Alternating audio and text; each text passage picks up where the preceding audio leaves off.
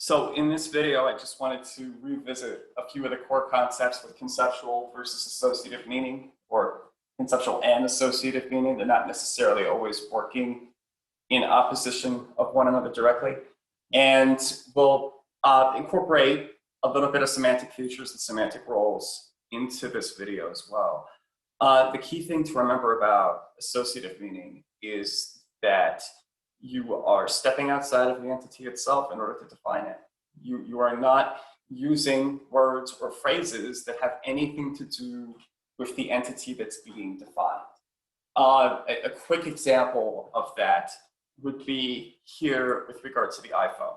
And immediately the definition that would be brought in would be overpriced, overrated, addiction, vanity. You know, we're working in terms of adjectives or nouns that are not directly physically related to the entity itself. So that would be an association straight up. Whereas if I were to scroll down a little bit and look here under conceptual and see the terms that I use in this example for iPhone, we're focusing on the physical components of the entity itself. Glass, plastic, screen, home button.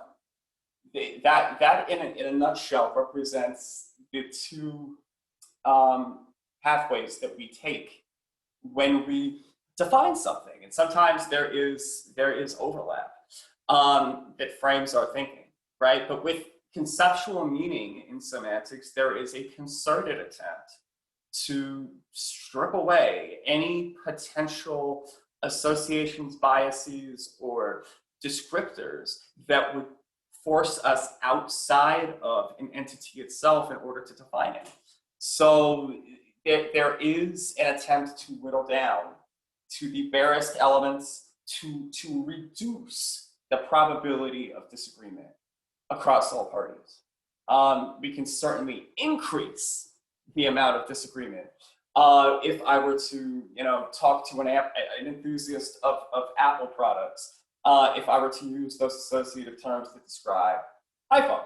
So in a nutshell, what you see in both of these examples, by the way, for these definitions is not complete sentences,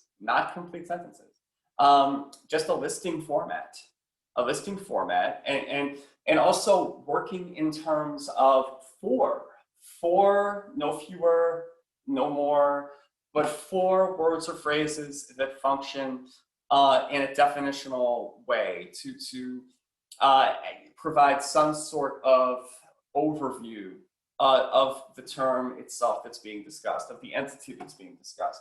We see it too here with the association of car, bad transmission, high gas prices, freedom, road. I mean, none of these are connected to the entity itself. And again, but I'm not working in complete sentences and I'm listing it in terms of four.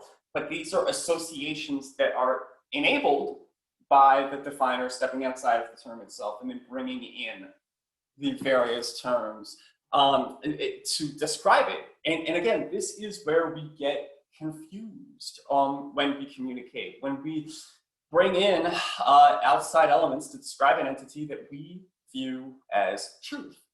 The conceptual of car, steering wheel, trunk, 2 or 4 door, gas pedal. These are terms that are far less controversial or far more likely to promote agreement within a conceptual framework. So conceptual typically relies on stripping away any associations that are brought about by stepping outside of an entity and trying to focus on the entity itself, or remaining within the entity to describe its physical components, right? So these are just brief examples of conceptual and associative. And of course, the big one, Corona up top, certainly can evoke the adult beverage with the popularized tag phrase or catchphrase, "Stay thirsty." But it can also bring about, no doubt, the virus strain within this current year, as well as attendant notions of fear and doctors. And these are, again, associations that if you were just to take the term and regard it under the microscope, is not inherently describing the term itself or not remaining on the physical element itself. Corona actually was a word that took on many definitions prior to this year. Its base definition tends to be a circle or set of circles, concentric circles of light, with a small radius. There are definitions within astronomy that address the corona as an envelope outside of the sun's chromosphere, and it can also be regarded as a cigar that is rounded at the closed end. And these definitions are far more physical in nature than the associations that are being made here. And so again, this is a little bit more of a gray area one, but you can see, I would hope, the workings of stepping outside of the entity itself in order to define it. So if I were to ask you in the midterm project, if I were to ask you to provide conceptual and or associative definitions of term X, I would not expect you to work in complete sentences. I would not expect you to provide any more than 4, but I certainly wouldn't expect you to provide fewer than 4. 4 would be your base number. 4 would be your base number in terms of stripping away, for conceptual meanings, stripping away all potential vagaries or potential controversial interpretations and trying to focus on the bare bones minimum physical attributes of the term or of the concept as much as you can, trying to reduce the potential for disagreement. That's really the process of conceptual thinking. It's more of a process indeed than a product. And then associative is when you can be a little bit more creative and whimsical and step outside of the term itself in order to define it. That is okay. But again, in both of those scenarios, if I were to ask you to find definitions of conceptual associative terms, look in terms of 4, no fewer than 4, no more than 4, list format, no need for complete sentences. I wanted to jump to our shell for a second and take a quick look at semantic features charting. And the key element about this that I hope you're recognizing is that a minus sign would be the signification that term X at the top of any chart would not take on that feature. So a table is not animate, even though it has legs, get it? A cow is not, it is indeed animate for purposes of, even if it were to be, not living at the moment, it has the feature of animacy, and its animacy is defined ironically by the fact that it's dead. So it has the potential to be alive. That's what we're talking about. Girl would be plus for animate. Woman would be plus for animate. Boy and man, of course, would be plus for animate. Tables are not human, right? So we would mark that with a straight minus. Human in the sense of a species, a cow is not of that species, we would mark it with a minus. A girl is a human. Woman, boy, man, all human, hence the plus. Male, tables do not know biological or anatomical sex or gender, we would not mark table as male. We would technically not regard cow as male in that sense. Girl, technically, again, we're taking on dichotomous binary oppositions. Through cultural discourse, we can have a far different conversation about that. Through psychological discourse, a far different conversation about that. But with regard to computational linguistics and semantics, there is a binary opposition enforced. We would signify male as minus. We would signify woman as minus. We would signify boy and man as plus, respectively. And again, with all of its various limitations and socio-construct debates notwithstanding. Table would not take on the adult function because typically adults would presume the earlier features of being animate. A cow can be an adult. A girl, technically, within the context or binary opposition of girl, woman. A girl would not take on the adult, but a woman would take on the adult feature, hence the plus there. And boy would not be an adult within this feature context, but man would. So there, immediately what you're seeing here are distinctions between computational thinking and the more gray areas conducive to cultural discourse. Because clearly we are able to not be so binary in the signification of these terms in cultural dialogue. But with regard to the way that this is framed within a featured schematic, there are straight binaries and structures that have to be developed. Now you can, this is something, a tendency that's actually begun to appear in the research, you can begin to do plus/minus for, you know, areas where there are gray zones. And I am not one to oppose that, you know, but certainly, you know, you can just probably do a little bit better to keep these things as they are for sake of the chart, given the fact that outside of the context of the chart, there's a lot more overlap. So if, for the midterm project, if you were to be given a sentence like you see here, and I were to, like, you know, identify the feature that I wanted you to use based on the terms at the top of the chart, you would have to find the best term to fill in the blank. Now, if we take on noun plus human feature, the noun plus human feature would presume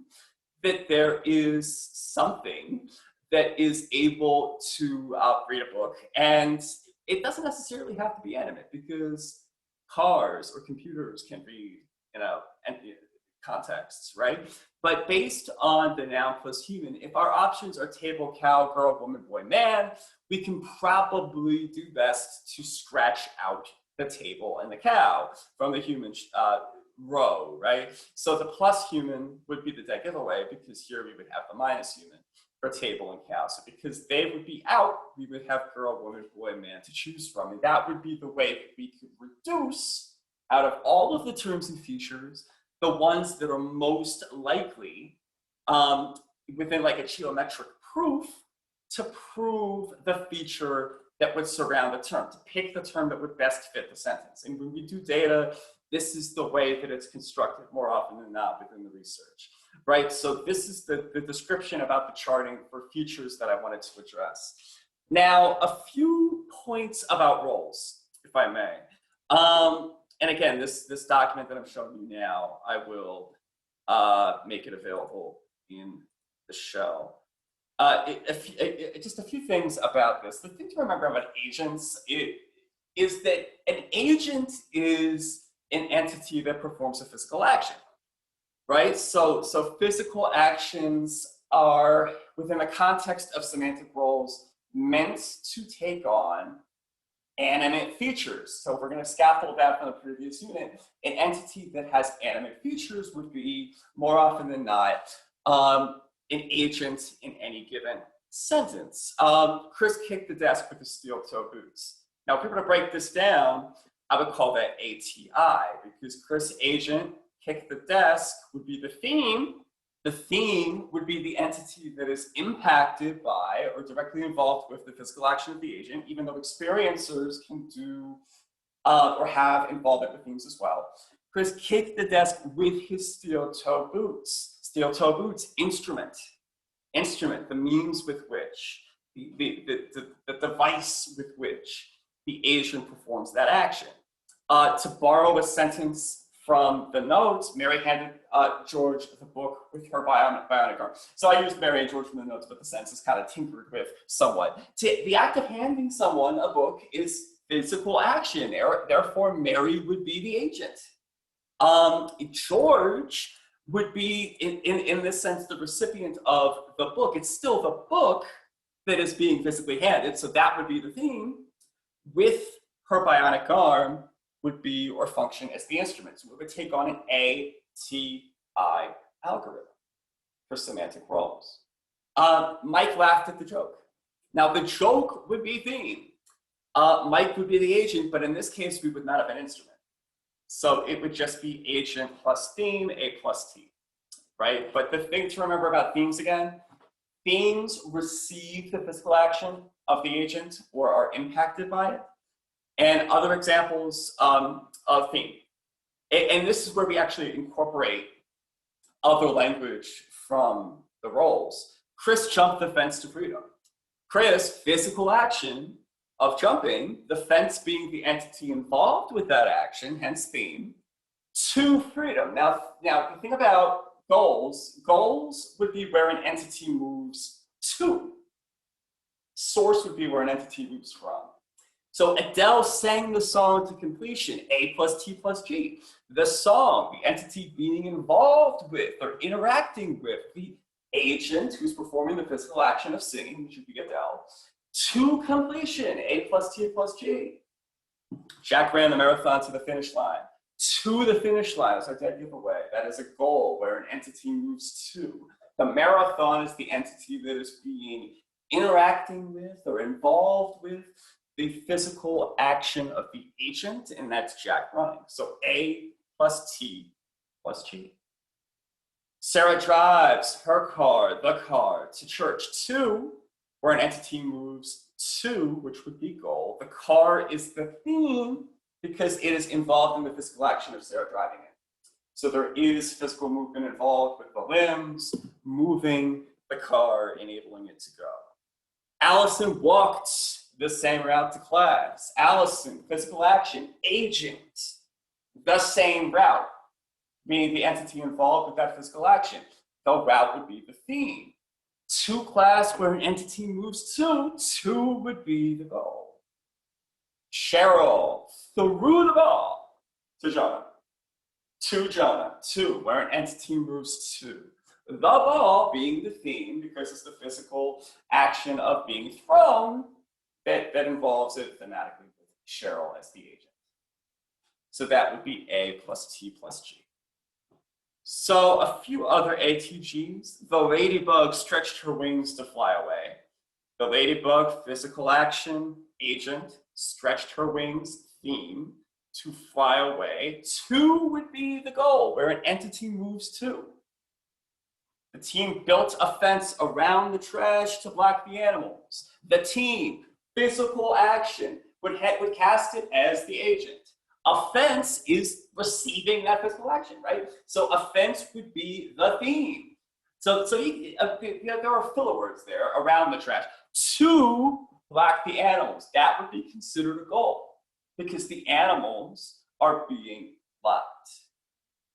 Now keep in mind that agents don't just have to be people. They can also be non-human creatures. They could be machines. They can be, forces such as weather, as the notes point out. So this sentence here would be acceptable.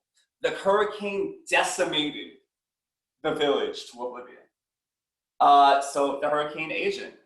Decimated would be a physical action of that agent, and the village would be the entity that's involved with that, receiving that physical action, and to oblivion would be the goal. So that would be an example of an ATG.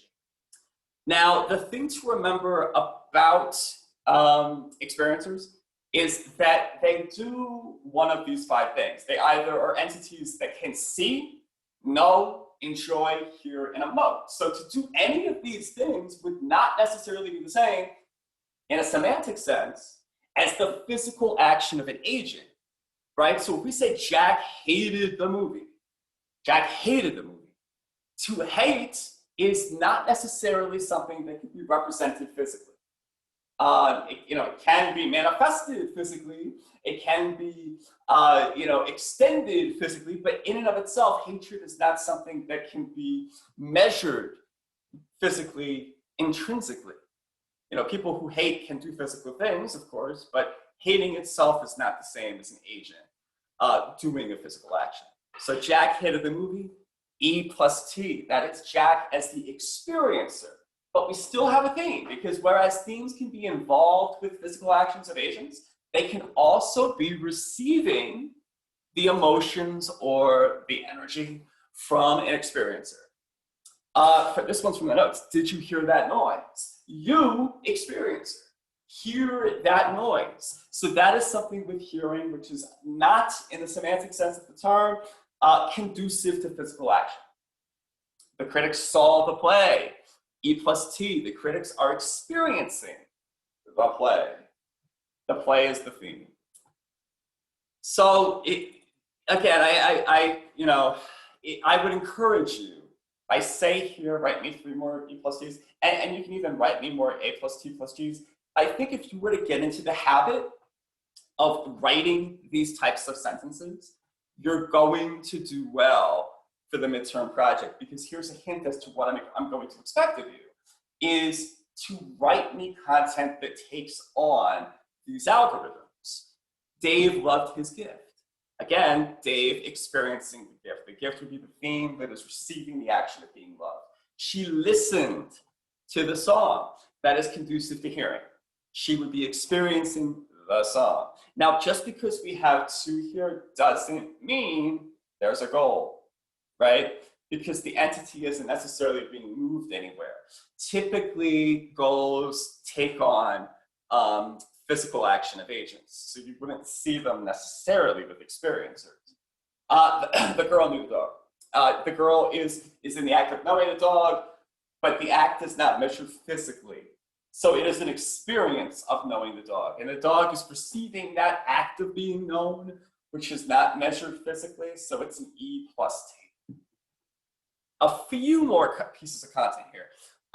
Instruments would be defined as, again, the entity with which a physical action of the agent is accomplished, the means by which that occurs. Jack read the magazine better with his glasses. Now, this is not necessarily the same as seeing something. Reading, you have to turn the pages. You have to hit the button if you're reading on the screen, right? So there is a degree of physical action involved there. The glasses would be the agent. The magazine would be the entity receiving that physical action of being read. The car, thematically, would be receiving the physical action of Mike being driving it. Mike is the agent. With one hand is the instrument, the means by which the agent accomplishes that physical task. The storm flooded the village with 2 inches of rain. The storm agent, flooded would be the physical action of the agent. The village would be the entity receiving that physical action of the agent. With 2 inches of rain would be the instrument with which that occurs. So a few more. These are interesting in their own right. Chris drove the car. Chris drove the car, which we know Chris would be the agent. Drove the car theme from the driveway source to the street goal. So agent, theme, source, goal. Whence ran the drive at the link. Whence agent, the drive, theme, at the link would be location, because location is when an entity isn't moving anywhere. Or there's movement, but it's not from X to Y. It's just within a general space. And it's not drawing attention to parameters. So this would be a situation where we have an A plus T plus L. Jack adored the film from beginning to end. Now, I had said earlier that necessarily you don't have goals regarding experiences, but there are exceptions. So adoring the film, that is an emotion. Jack experiencing the film. So E plus T from beginning plus source to end plus goal. So experiencer plus theme, where an entity moves from source to goal, ETSG. From beginning to end, Jack adored the film. Same social process, source, goal, experiencer, theme. Finally, the sea ravaged the coast from north to south, and the town grieved the dreaded scene. The sea ravaged the coast. Experiencer plus theme plus source plus goal. And the town grieved. The town would be experiencer, grieved the dreaded scene plus T. So the town would be the experiencer, grieving the dreaded scene. So with regard to semantic roles with this midterm project, if you were to expect me to ask you to write out sentences that take on specific algorithms, including key roles, based on the definitions of the notes, that would be a smart move. Definitely check in with office hours or email me if you have any questions.